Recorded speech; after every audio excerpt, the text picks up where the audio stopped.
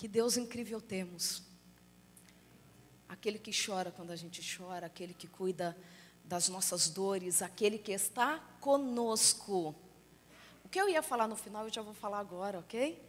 Porque Deus é tão incrível, Deus ele é tão perfeito, e se alguém precisar de tradução para o inglês, nós temos a tradução, né, pastor? Quem está do lado traduz o que eu falei, porque eu não vou conseguir fazer isso em inglês. Brincando, mas se alguém precisar de tradução aí, nós temos a tradução, tá? Quem está do lado aí, que trouxe alguém de fala inglesa, é só procurar a equipe que terá a tradução, ok? Esses dias atrás, a minha irmã caçula, que é quem prega de verdade da família, que é quem escreve de uma forma incrível, e ela falou assim: Zana, eu estava orando e Deus me deu um pensamento para você. E eu vou ler para vocês. Eu ia falar no final, mas tem tudo a ver com a mensagem musical. Tem tudo a ver com a escolha da mensagem desta manhã. Confesso que a mensagem tinha um outro conteúdo, pastor. Ainda vou falar de autoestima, os seus impactos, mas eu mudei o conteúdo, porque ontem eu fui impactada fortemente por Deus por essa mensagem dessa manhã. Que esta deveria ser a mensagem desta manhã.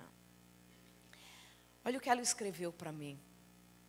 A presença do Eterno transformou uma tenda no deserto em templo, uma sarça em um lugar de transformação, um barco a naufragar em um lugar de refúgio e adoração, uma manjedoura num lugar de redenção, uma cruz num lugar de perdão. Não é sobre milagres, é sobre presença. O que faz a diferença é a presença de Jesus. Não é o lugar, não é a circunstância, é a presença dele. E alguém na Bíblia sabia disso. Muitas outras pessoas também sabiam. Mas essa mensagem ela é intensa, já falei sobre ela, mas faz sentido falar sobre este assunto aqui em Nova York. Sabe por quê? Porque nós estivemos aqui no dia 26 de abril. É que eu já olhei, eu acho que o acampamento do ano que vem é 26 de maio, não é que começa? Não é? Porque tem que ser o número 6 para eu voltar aqui, parece. Aí eu fui conferir, não que eu tenha nenhuma superstição, mas eu fui dar uma olhadinha. Olha só, eu estive aqui, pastor, primeira vez pregando, no dia 26 de abril de 2014. Olha só, 8 anos. A Angelina já está com 7 anos. 9 meses depois ela nasceu, não vou nem explicar mais nada. Mas eu preguei aqui, quem estava aqui? Eu já vi alguns rostinhos que eu lembro da época. A irmã Hilde lá na porta, com o bonitão dela, o Samuel, né? Irmão Rogério. Tanta gente querida nesse lugar e tantas pessoas que vejo pela primeira vez, talvez de outras cidades também da vizinhança. Meus amigos, Meire e Cris também estavam naquela ocasião, precisamos repetir aquela foto, eu estava mais nova, para eu respeitar, que um dia eu já fui mais bonita, mais nova. Meu marido continua igual, lindo do mesmo jeito, fofo. Mas quando eu estive aqui da primeira vez, alguém lembra sobre o que eu falei? Eu lembro. Uma das minhas mensagens prediletas da Bíblia. Eu falei sobre a história de Ana. Ela tinha 5 problemas na vida dela. Lembram dos 5 problemas de Ana? Irmão, ela tinha o problema que ela não tinha filhos, o marido arranja uma outra esposa, porque eles não tinham filhos. Depois, para piorar essa esposa, a irritava dia e noite. Ela tem filhos, essa segunda esposa, ela vai para o templo e lá ela é rejeitada, confundida com uma embriagada. Ela era rejeitada pelo povo, ela era rejeitada, ela era mal compreendida. E eu disse então como Deus vem resolvendo cada problema da vida dela. Mas nesta manhã nós vamos continuar a história de Ana, porque a Bíblia ela é fonte inesgotável da palavra de Deus. Você sente o coração queimando todas as vezes que você lê? Você consegue olhar e encontrar mais coisas para encher o nosso coração, mais informações do alto? É assim que eu me sinto todas as vezes que eu leio a Bíblia. Porque Deus se revela a nós o tempo todo. Ele está falando conosco. E nesta manhã nós vamos nos concentrar na oração de Ana. Porque só da oração de Ana nós poderíamos ficar aqui a semana inteira conversando. Todas as vezes que eu leio esta oração, Deus coloca mais uma lição no meu coração. Porque ela é linda demais. Deus é bom o tempo todo. Vamos orar mais uma vez? Nós estamos em oração desde que entramos aqui.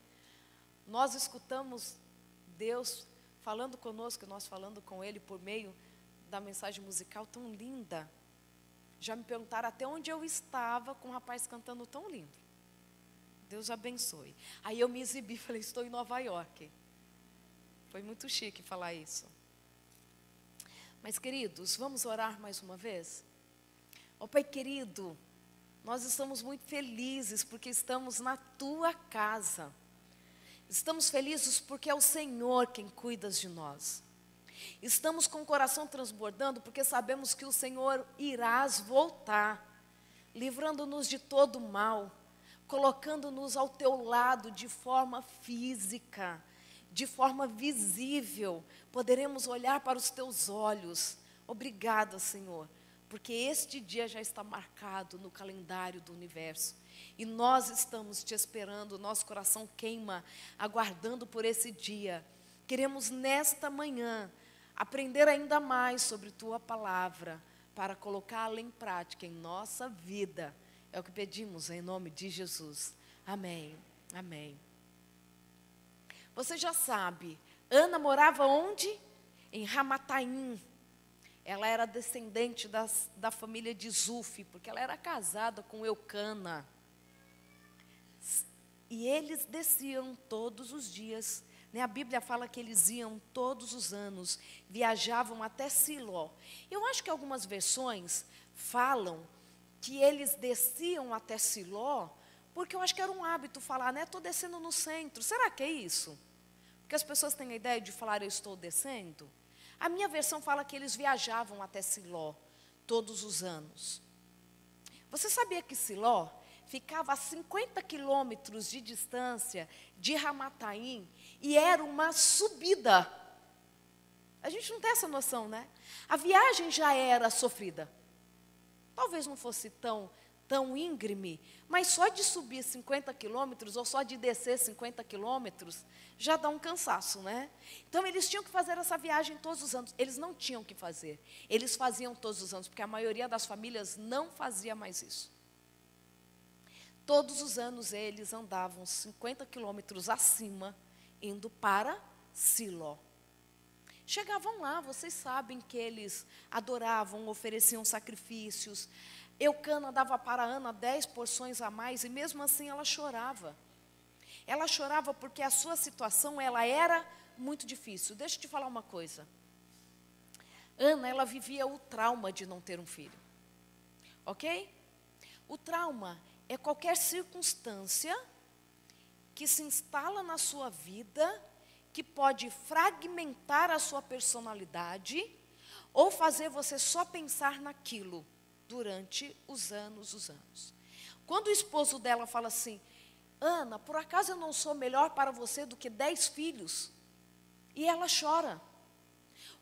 Ele tratá-la bem não substituía no coração dela o desejo de ter um filho.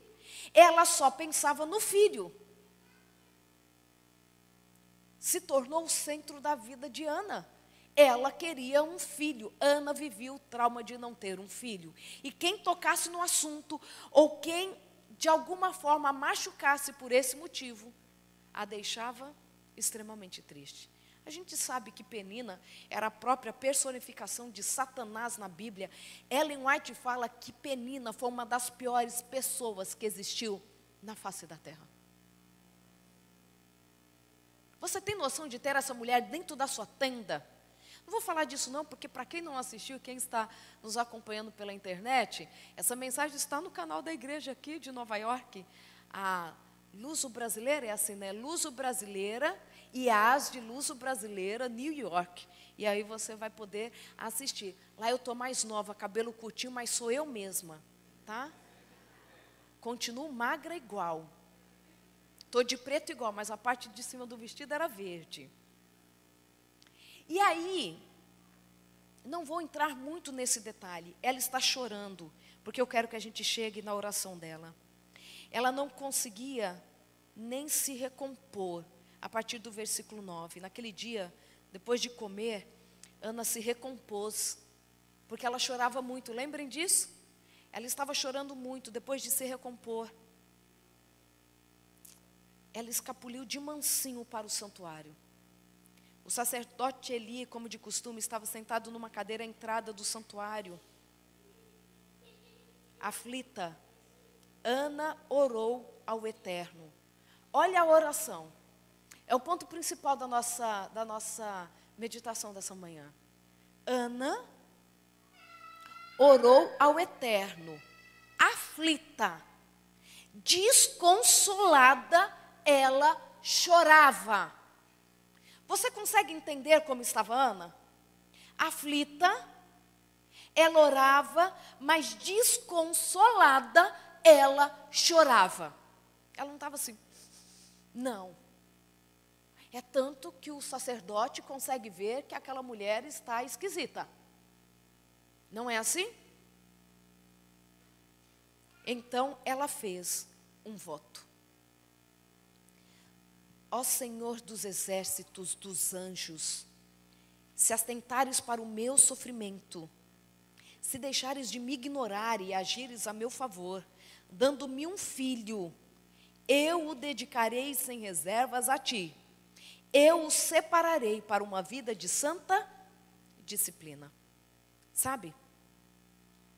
Quando Ana começa a orar, e é tão interessante, que ela fala assim, ó Senhor dos exércitos, depois de ter feito um voto. Ana faz um voto. Ela chama Deus para uma conversa. Quando nós vamos para o capítulo 3, lembra o que acontece no primeiro, eu não falei para vocês que é 1 Samuel capítulo 1, né? 1 Samuel capítulo 1. Como começa a história ali de Ana, o pedido de Ana, a gente acha que é óbvio, né? As pessoas saberem, mas nem sempre é. 1 Samuel capítulo 1, a partir do versículo 9 é que diz que ela então fez um voto ao Senhor. E ela fala assim, ó Senhor, eu preciso conversar com o Senhor, ó, se atentares ao meu voto. Quando a gente vai para o capítulo 3, é no capítulo 3 que Deus fala com Samuel, não é? O menino Samuel dormia e Deus o chamou, não foi? Samuel, Samuel, Samuel. E quando nós vamos para o capítulo 3, lá diz que há muito Deus não se revelava aos israelitas. Era mais de um século de imoralidade que o povo estava vivendo. Era mais de um século que o povo estava distante de Deus. Deus não se revelava mais. Ninguém mais via a manifestação de Deus no meio do povo. Já era mais de um século de prejuízo espiritual naquela nação. Mas sabe o que acontece? Deus não fala com o povo, mas Ana fala com Deus. Deus não se manifestou para Ana. Ela ora e Deus continua em silêncio. Ela fala assim, ó Senhor dos exércitos, se atentares para o meu sofrimento. Tudo bem, o Senhor não fala mais com o povo. O Senhor não se revela mais. Eli, um frouxo, que não cuida da sua própria casa. Lê do engano, quem faz o crivo moral dos filhos ainda é o pai. Claro que muitas vezes na ausência de um, o outro compensa o papel. Mas posso te falar uma coisa que os profissionais não podem muito mais falar publicamente, mas eu tenho que falar. Ainda faz falta pai e mãe para a criação dos filhos. Quando a gente vai para os estudos avançados, atualizados de disciplina, educação de filhos, ainda se diz que a ausência paterna pode ser um fator significativo, complicador para o desenvolvimento de uma criança. Da mesma forma, a mãe. O pai faz o crivo moral no filho. E ali então, Eli não está perto de Deus, vem já de uma linhagem de sumos sacerdotes, todo mundo distante. Os filhos dele não respeitavam nem as ofertas que se levavam ao templo. Vocês podem ler isso no contexto aqui de 1 Samuel, do capítulo 1 até o capítulo 3. Mas Ana fala assim, não importa, mesmo que eu não escute a voz de Deus, Ele vai continuar escutando a minha. Sabe, tem a ver com a sua decisão. Deus não fala comigo, Ele não se revela, mas eu continuo falando com Ele. E ela chama para Deus e fala assim, Senhor, se deixares de me ignorar, ela não deixou de ser a Ana sofredora. Ela não se apresenta diante de Deus como uma mulher perfeita. Ela fala assim, olha, se o Senhor deixar de me ignorar, se o Senhor agir a meu favor, dando-me um filho, eu o dedicarei sem reservas a ti. E eu acho incrível quando ela fala, eu o dedicarei sem reservas a ti. Sabe por quê? Porque você vai entender o que eu vou falar agora. Ana não tinha um filho, certo? Qual era o problema dela que ela queria que Deus resolvesse? Dando a ela um filho, não era? Mas por que ela fala assim, Senhor, se me deres um filho, eu o dedicarei sem reservas a ti. Sabe o que ela está falando aqui? Sabe o que ela está falando para Deus nesta frase? E aqui eu quero que seja o seu acordo com Deus, em nome de Jesus. Em outras palavras, sabe o que ela está falando para Deus? Senhor, se resolveres o meu problema, eu resolvo o seu. Se resolveres o meu problema, eu dou para o Senhor o novo líder dessa nação. Um menino que vai escutar a sua voz. Se resolveres o meu problema, eu vou dedicar esse filho para o Senhor. Ele vai ser o novo sumo sacerdote desse país. Me arrepia todas as vezes que eu penso nisso. Você, eu sei que tem pedidos no seu coração. Eu sei. Quando Deus resolver o seu problema, qual o problema de Deus que você vai estar resolvendo? Quando Deus restaurar o seu casamento, o que você fará com esse casamento restaurado? Ele vai servir para restaurar outros casamentos? O que você vai fazer com o seu problema, com a sua dor? Você vai usar em forma de ministério? Eu gosto muito de falar isso. Eu aprendi com uma amiga pastora em Campinas. E ela uma vez me disse assim, e isso nunca saiu do meu coração. Ela sofreu depressão, pastor, por muitos anos. Ela ficou 2 anos dentro de um quarto, no escuro. Ela nem sabe quantas vezes ela tomava banho. Marido pastor tinha que se desdobrar para trazer desculpas para a igreja, porque a esposa não estava aparecendo aos cultos. Ela não penteava os cabelos, ela não cuidava dos filhos. 2 anos sem sair de casa. Mas um dia, Deus a curou. E ela me disse uma frase que tocou o meu coração. E ela disse assim, amiga, a minha dor é o meu ministério. Eu transformei a minha dor em ministério. E ela abriu um projeto lindo que se chama Clínica da Alma, onde as pessoas que têm depressão, ansiedade, podem ir lá para receber atendimento gratuito. O que você vai fazer com a sua dor? Você vai transformar isso em ministério? Você vai usar a sua história para consolar a outras pessoas? Quando Deus responder a sua oração, o que você vai fazer com a sua oração respondida? Dando-me um filho, eu o dedicarei sem reservas a ti. Só que ainda tem mais. Eu o separarei para uma vida de santa disciplina. Deixa eu te falar uma coisa. Ana nos ensina mais uma lição que é incrível. Quando nós olhamos, ela está oferecendo o filho dela para ser nazireu, certo? Ela ofereceu o filho dela para ser um menino separado para Deus, onde o cabelo não passaria a navalha, ele não usaria nenhum produto vindo da videira. Ela o separa para ser um sumo sacerdote. Ana é a única pessoa na Bíblia que oferece o filho para ser um nazireu. A única. Todos os outros foi Deus quem chamou. Olha, você está grávida, lembra da mãe de Sansão? Separa ele para mim. Isabel, quando engravida de João Batista, separa para mim. Ana fala assim: Senhor, eu estou propondo uma aliança com o Senhor. Eu estou oferecendo o meu filho para ser nazireu. Deixa eu te falar outra coisa. Na Bíblia, é sempre Deus que chama o ser humano para fazer uma aliança.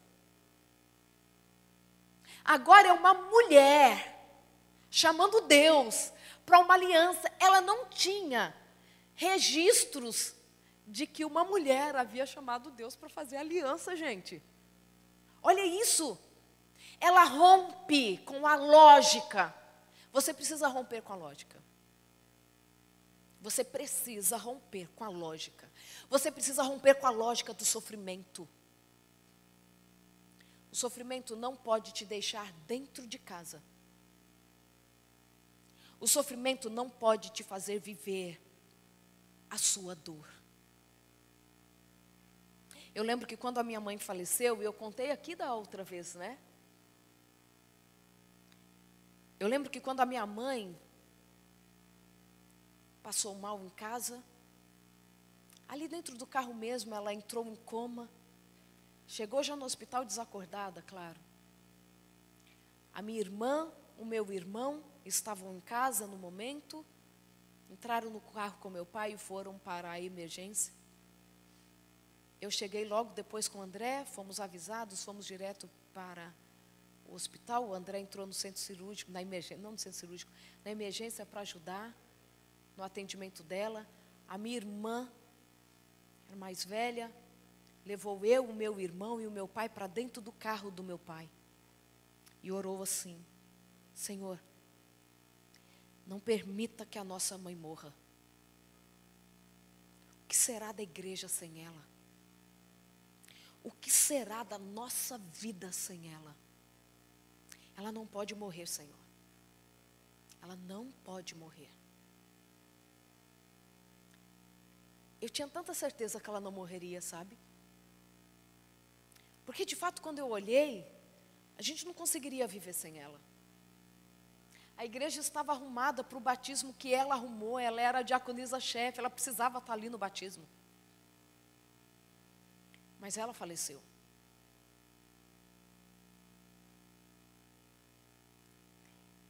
E a partir daquele momento, e eu sei que a gente tem o nosso momento de dor, Deus respeita o nosso luto, mas chega uma hora que a gente tem que levantar. E Deus me impressionou. E Ele disse assim: a igreja não pode ficar sem a minha atuação. A obra da sua mãe precisa continuar, mas vai continuar por meio da sua vida. Agora é você quem fala no lugar dela. Agora é você quem canta no lugar dela. Minha mãe cantava lindamente. Eu chego lá. Mas você entende? E Deus vai curando as nossas dores. Não que a gente esquece, não que passa, mas Deus quer fazer uma aliança conosco. Ana chama a Deus, ela entrega o filho, é a primeira que entrega um filho para ser nazireu. Ela é a primeira que chega a Deus e faz uma aliança com Deus. Nós temos, até anotei aqui, o professor Alexander Rolfe, ele identifica 4 alianças no corpo do Pentateuco. Essas quatro alianças, não, são 5, né? São 4 alianças mesmo, a quinta é de Ana. Deus fez 4 alianças, a primeira delas está em Gênesis 9, que ele faz uma aliança lá no dilúvio com Noé, o arco-íris, representada pelo arco-íris. Em Gênesis 17, ele faz uma aliança com Abraão por meio da circuncisão, de que ali em diante ele seria uma grande nação que representaria a Deus. Êxodo 31, Deus faz uma nova aliança com o povo e o símbolo é o sábado. Números 25, Deus faz uma aliança por causa de Finéias, Deus cessou a ira contra o povo. E esta aliança é representada pelo sacerdócio. E agora, nós encontramos Ana fazendo uma aliança com Deus. Fazendo uma aliança com Deus. Você é convidado por Deus para romper com a lógica, para se aproximar mais dEle, para ir para um nível mais profundo da sua fé com Ele. Quando Deus resolver o seu problema, qual o problema de Deus que você vai resolver? Isso não é barganha, não. Isso é olhar para o reino com interesse, sair do nosso lugar, das nossas necessidades e dizer assim: Senhor, o que colocares em minhas mãos voltará para ti em forma de serviço. Eu não sei se você espera um documento nesse país. Eu não sei se você espera pelo seu casamento, pela sua profissão. Eu não sei o que você espera, o que você tem pedido para Deus, mas comece a planejar o que o reino de Deus ganhará quando a sua oração for atendida. Porque senão, nós vamos continuar no lugar de pedintes. De pedintes. Me dá, me dá, me dá. Qual é o seu projeto com Deus? Saia do lugar de pedinte e vá para o lugar de parceiro. Sabe por quê? Por isso que eu falo, olha, dá para a gente conversar sobre essa oração a semana inteira. Ali no início do versículo 11, fala assim: então ela fez um voto. Talvez você não saiba, e isso aqueceu o meu coração.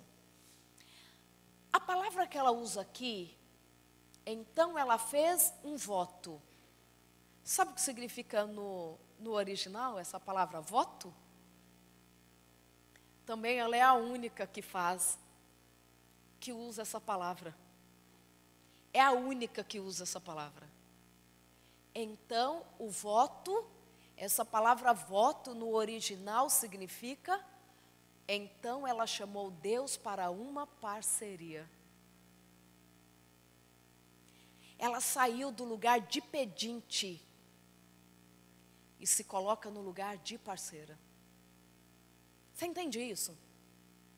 Quando nós sairmos do lugar de pedintes e entrarmos numa relação de parceria com Deus, a nossa vida volta a ter sentido. Então ela chamou a Deus para uma parceria. Então ela diz assim: resolve o meu problema que eu resolvo o seu. Era Deus quem chamava as pessoas para aliança, era ou não era? Deus quem chamava para aliança. Deus é quem propunha que um menino fosse nazireu. É Deus quem escolhia por meio dos nascimentos quem seria o sumo sacerdote. Vá além das suas lágrimas, vá além do seu sofrimento, porque tudo isso pode se transformar no seu ministério. Deixa eu falar uma coisa aqui para a gente que frequenta a igreja, seja você que está nos acompanhando pela internet, ou sejam quem estão aqui. Ana está lá no templo, não está? Ela começa a chorar, ela faz uma oração, ela propõe para Deus. Eli estava observando ela atentamente, Ana orava em silêncio com o seu coração. Os seus lábios mexiam, mas não saía nenhum som da sua boca. Eli pensou que ela estava embriagada, se aproximou dela e perguntou: você está bêbada? Até quando você vai ficar assim? Larga esse vício, mulher. Tem versões até que dizem assim: até quando você vai se comportar como uma mulher sem moral? Até quando você vai ficar assim? Larga do vício. Claro que Eli estava acostumado com os adoradores às 9 horas da manhã, já bêbados no templo. Essa era uma cena que ele via constantemente. Ana seria somente mais uma nessa mesma condição dentro do templo. E ela fala: não, Senhor meu, estou angustiada. Não pense que eu sou uma mulher sem moral. Estou desesperada e sofro muito, por isso que estou aqui há tanto tempo. Mas a oração de Ana, que nós acabamos de ler, nos traz o que precisamos trazer para este lugar. E quando eu falo este lugar, eu falo para o nosso convívio como igreja, como comunidade, para a nossa pertença religiosa. Ana, no lugar de trazer críticas, fala assim: você está me achando bêbada? Por que você não dá uma olhada para os seus filhos? Eles se embriagam, comem da oferta que não é deles. Por que você não vai cuidar da sua casa antes de vir cuidar da minha vida?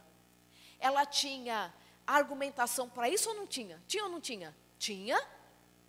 É tanto que os 2 filhos de Eli morrem na guerra por conta do pecado deles. Mas Ana, no lugar de trazer crítica, ela trouxe solução. Senhor, esse lugar aqui está precisando de reforma. Esse lugar aqui, Senhor, está precisando de reavivamento. O seu povo precisa ouvir a sua voz de novo. Eu estou aqui propondo para o Senhor uma aliança, para que nós tragamos novamente a sua luz para dentro do templo. Você entende qual é a sua função aqui? Você entende? O seu lugar aqui é trazer solução e não crítica. É trazer novo tempo para aquilo que precisa de um novo tempo. Ela entra naquele lugar já propondo solução. E ali então, ela propõe fazer daquele povo, novamente, o povo de Deus. Ela sai daquele templo sem ouvir a voz de Deus. Deus impressiona Eli para dizer assim: Deus vai conceder o que o seu coração pediu. Deus vai conceder. Ela podia nem ter acreditado, né? Porque Eli não dava conta dele mesmo. Não dava conta da casa dele. E agora ele vai falar para ela que Deus vai conceder quem era aquele homem. Não é? Quem era aquele homem para trazer para ela qualquer esperança? Vá em paz, ele fala no versículo 17 de 1 Samuel capítulo 1.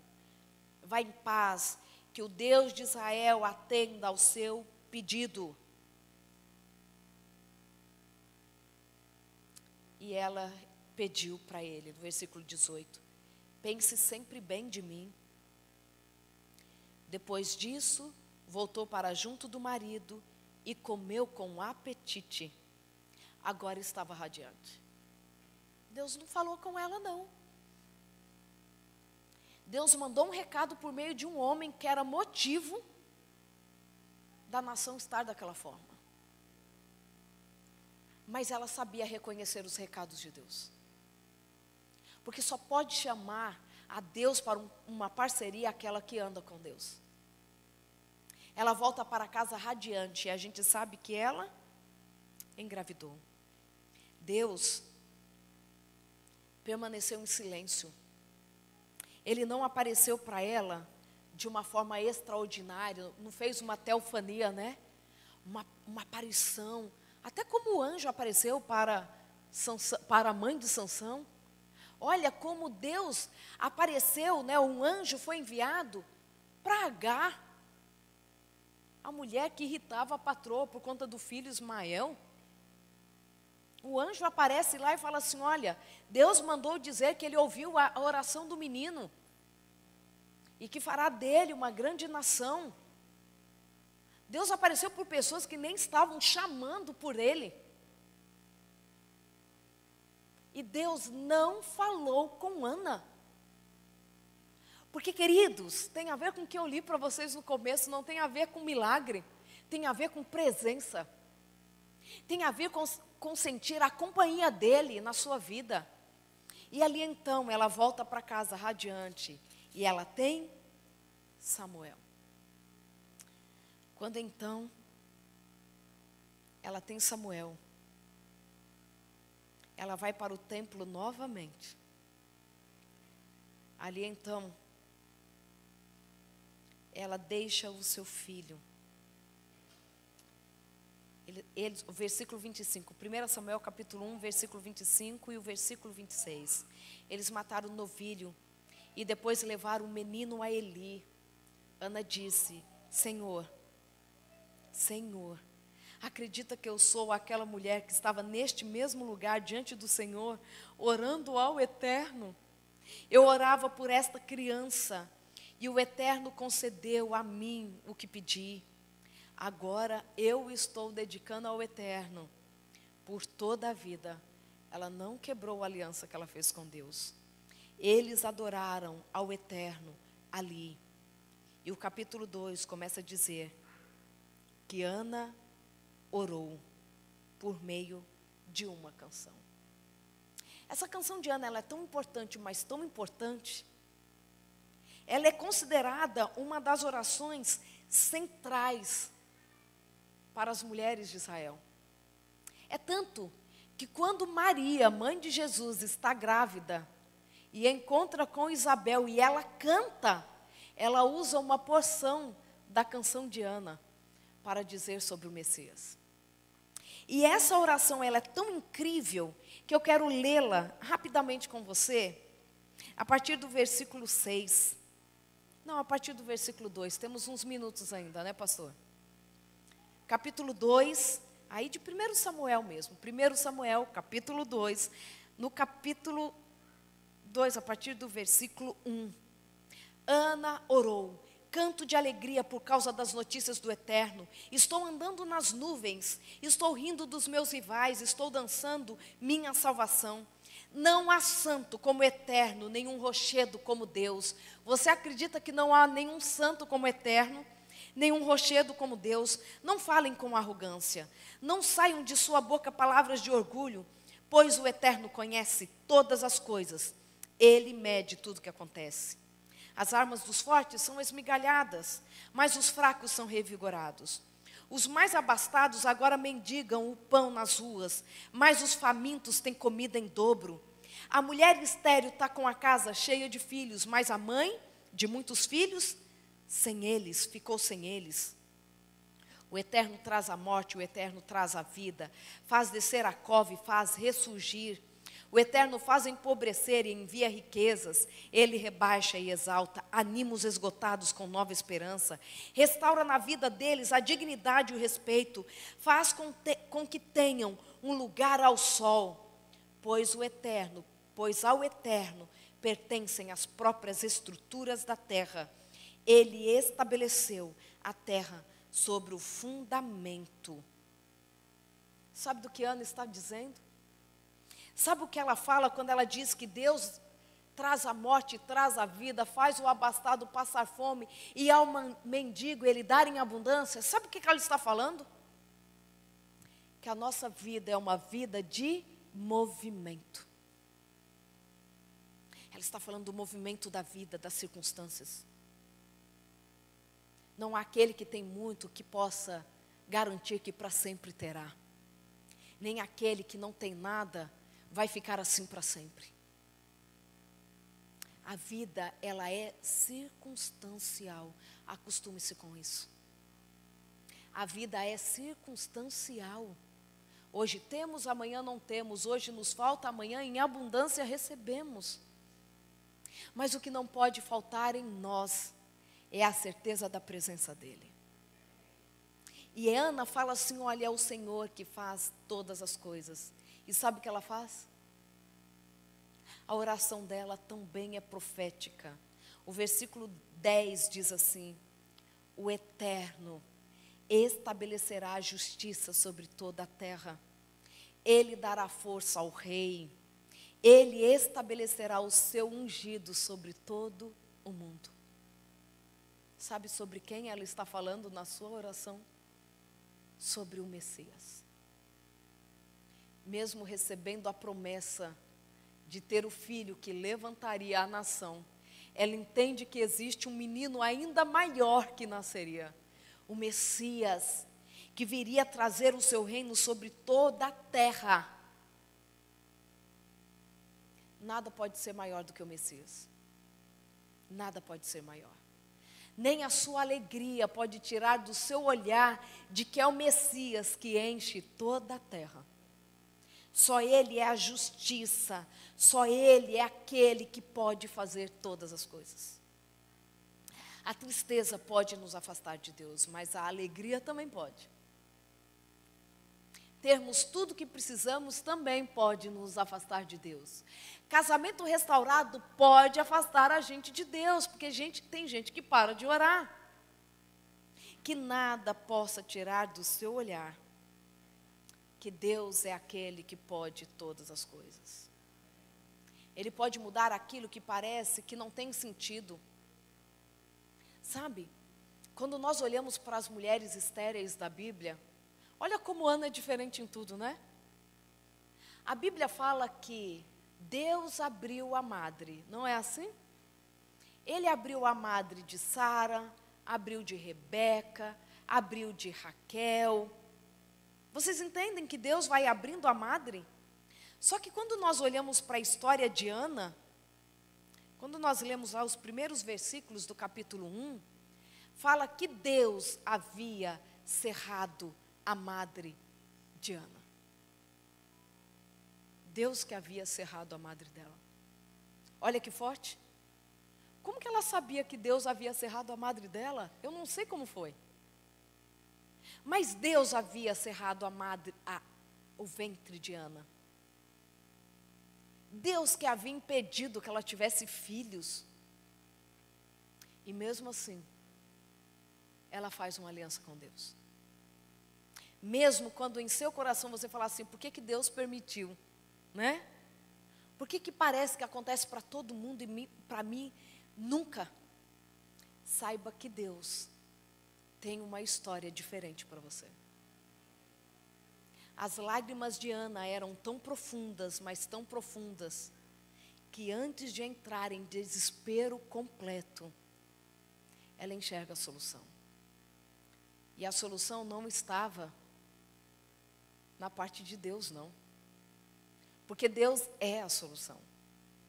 Deus queria trazer para aquela nação um novo tempo. Deus queria romper com barreiras. Deus queria romper com o óbvio. Deus queria romper com uma história que parecia que tinha um caminho a seguir. É a primeira vez que Deus se revela desta forma para alguém. Eu quero te perguntar algo nessa manhã. O que o sofrimento tem feito com você? O que as suas dores farão com você? Por sua atitude de fé e de total esperança no poder de Deus, Ana habilitou-se a receber em seus lábios um dos mais belos e vigorosos poemas da Bíblia hebraica. E também recebeu em seu colo um dos maiores líderes que aquela nação poderia ter.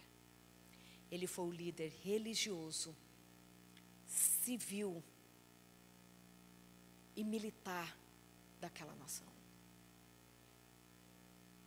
O que você fará com a sua história? O que você fará com as suas características? Quando a gente pensa em autoestima, esse termo aparece primeiro com William James, né, um dos primeiros psicólogos aqui. Quando ainda no século XIX, acho que 1808, ele usa pela primeira vez o termo autoestima. E para ele a autoestima tinha que ver com as minhas pretensões, o número de pretensões, é a fração, tá? O que eu de fato alcancei, proporcional ao número de pretensões que eu tinha. Então, se eu tinha 10 pretensões, quanto mais pretensões ou desejos eu vou alcançando, mais alta é a minha autoestima. Para o William James. Claro que muitos outros psicólogos, pensadores vieram discordando dele.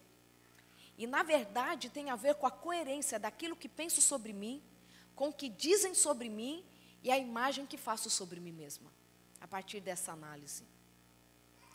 Ana tinha tudo para não ter uma autoestima satisfatória, saudável. Ela não tinha filhos, Deus havia cerrado a madre dela, ela era rejeitada. Quando está orando é considerada uma embriagada. Mas ela sabia que a autoestima dela não dependia dela. Dependia do Deus em quem ela acreditava. Haviam tirado do coração dela qualquer possibilidade de felicidade. Mas Deus vai e cumpre um propósito por meio da entrega da vida dela. O que você tem hoje para entregar a Deus? Porque Ana entregou a tristeza dela, mas ela também entregou a alegria dela. Ana dedicou a Deus as suas lágrimas, mas ela dedicou também o seu filho. Deus, Ele quer usar a todos nós.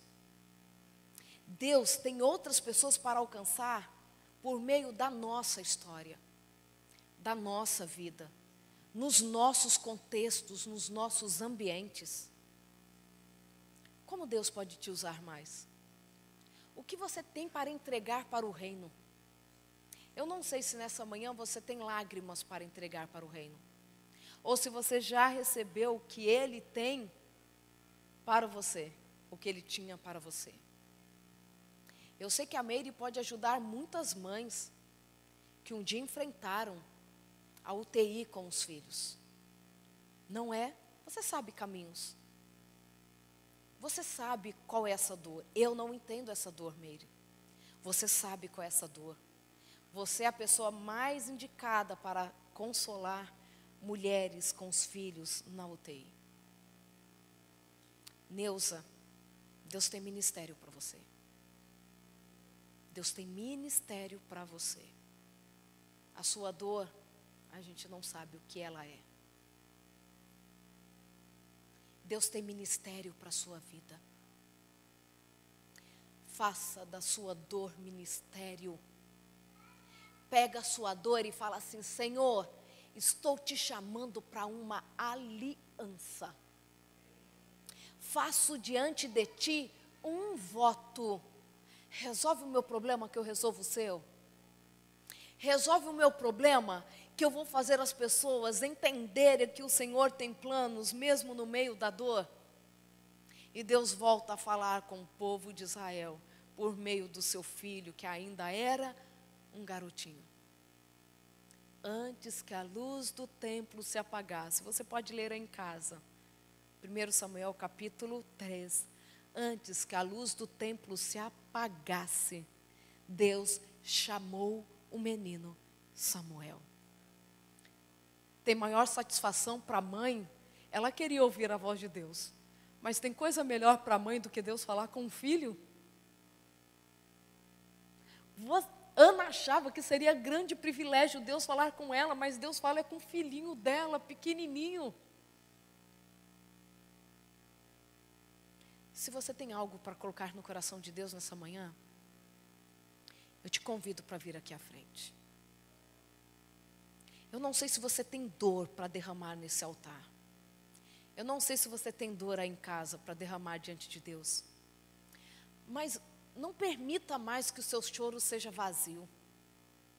Não permita mais que o seu sofrimento seja só para abrir mais um buraco. Fala, Senhor, eu ainda não entendo, eu ainda não sei fazer isso. A minha vida ainda está marcada por dores, por angústias. Mas, por favor, Senhor, quero colocar as minhas lágrimas diante do Senhor. Faça uma aliança comigo. Faz um voto. Resolve o meu problema que eu resolvo o seu. Dá o consolo que eu vou consolar. Restaura o casamento que eu vou mostrar para as pessoas que é possível. Casamento restaurado. Sabe, quando Deus faz um milagre, Ele precisa ser usado em forma de testemunho. Não, meu casamento não tem mais jeito, tem sim. Eu estava à beira do divórcio, não aguentava mais nem olhar para o meu marido. Deus veio e restaurou o casamento. Deus restaurou o casamento sim, Ele restaurou o meu. Deus faz isso com a mulher samaritana. Ela tinha vergonha da história dela, é por isso que ela ia ao meio-dia, né? Os amigos de New Jersey, falei sobre isso lá. Ela ia ao meio-dia buscar água, porque ela tinha vergonha, mas depois ela pega aquela história dela e vai lá à cidade e fala assim, esse homem que eu conheci, ele contou tudo a meu respeito. A sua dor e a sua vergonha, Deus está chamando para que se transforme em testemunho. Para que se transforme em forma de salvar outras vidas. Eu quero orar com você, Neuza.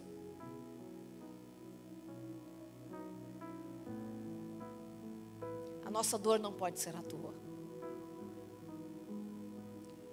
O nosso sofrimento não pode só ficar nas lágrimas. Luta, testemunhe, força sempre. Deus vai um dia cumprir. Olha, Neuza, eu quero ler para você de novo.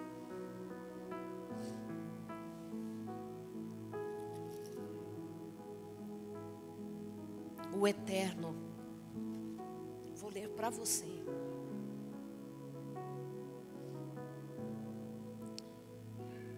Primeira Samuel. Quem mais tem lágrimas pode vir aqui. Estou chamando a todos. Rômulo, preciso de você aqui. Quem tem uma dor ou passou por uma dor e quer transformar em ministério, você precisa vir aqui.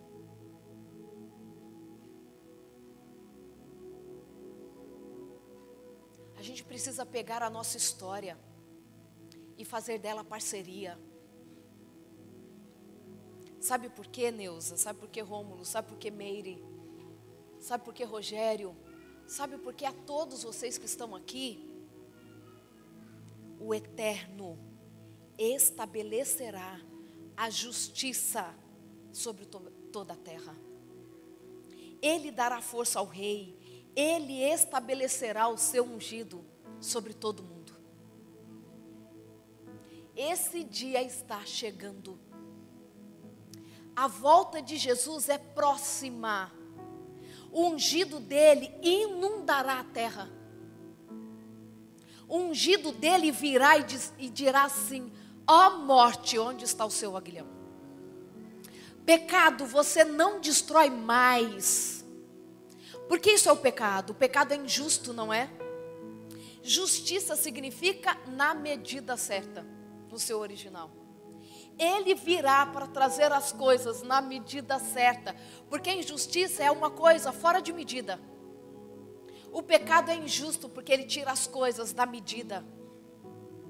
Mas o Rei da Justiça, que faz as coisas na medida certa, virá e inundará toda a terra. É esse Deus que nós estamos esperando.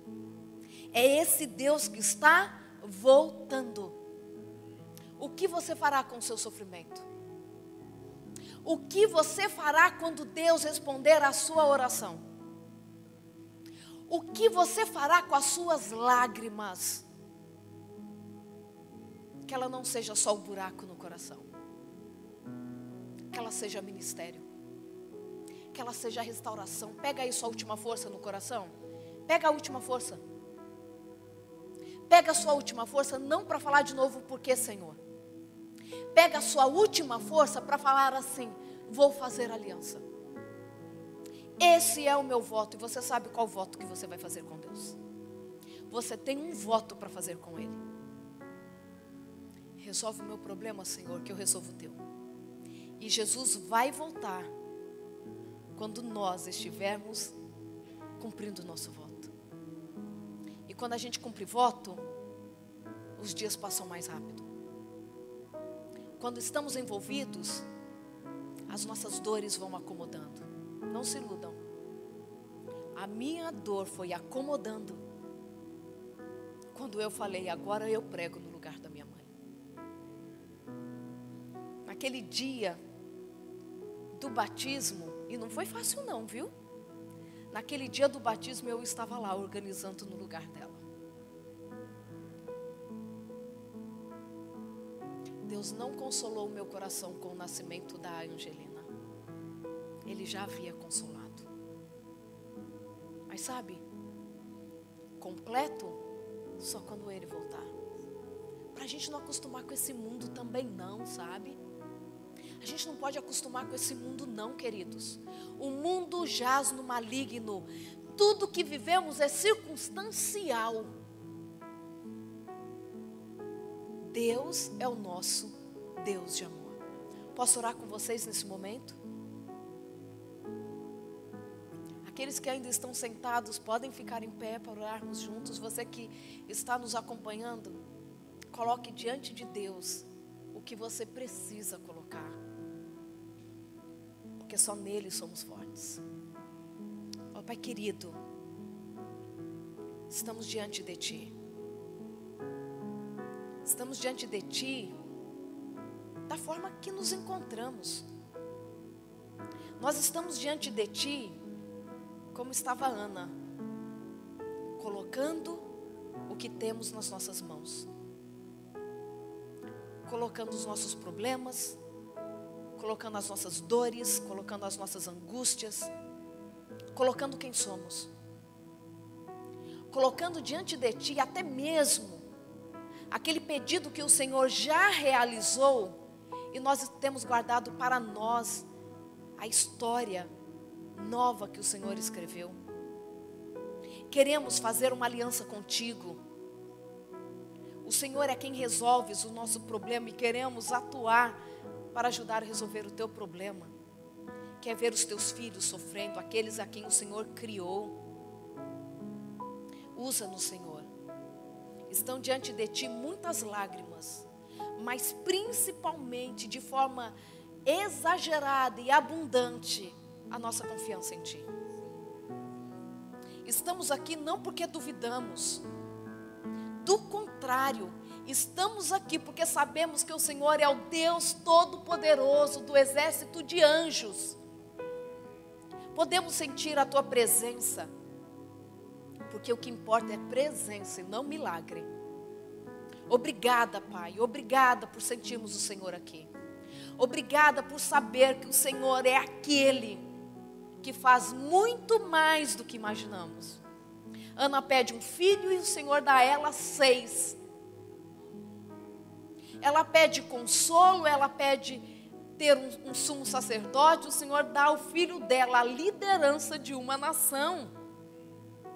E o Senhor ainda, no seu carinho, dá ao filho dela o privilégio de ungir o rei Davi. Porque quando o Senhor faz, vai muito além do nosso pedido. Porque quando o Senhor faz, a história pode ser contada para os 4 cantos do mundo. Porque quando o Senhor faz, o Senhor usa a nossa história para levantar a outros. Porque quando o Senhor faz, o Senhor devolve para os nossos lábios uma canção de louvor e agradecimento. Devolva canções. Traga para nós a certeza de que o nosso voto, o o que colocarmos diante do Senhor será cumprido, porque o Senhor é um Deus que nunca falha. Usa-nos, conduza-nos, prepara-nos para quando ungido encher toda a terra com a sua justiça. É o que pedimos e agradecemos em nome de Jesus. Amém. Amém. Que o Senhor abençoe a todos nós. E até daqui a pouquinho, né, pastor? Às 4h30. Amém. Amém.